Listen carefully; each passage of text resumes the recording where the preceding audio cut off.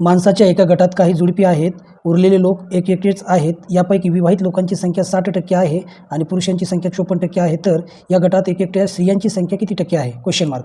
AS व पूर्व 2014चा question आहे. बघा कसा सॉल्व करायचा.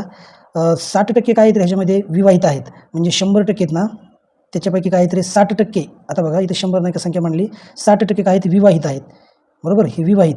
आणि अविवाहित काय आहेत, अविवाहित काय आहेत, मग 100मधनं 60 गेले तर 40% अविवाहित असणार आहेत, बरोबर.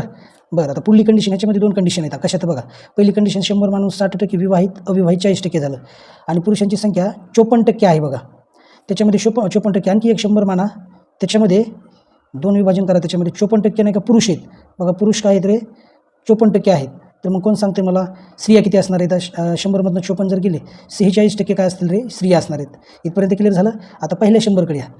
बघा 60% नाही का पुरुष आहे, विवाहित पुरुष आहेत ना, त्याच्यामध्ये काय आहे 30% पुरुष असणार आहेत आणि 30% महिला असणार आहेत.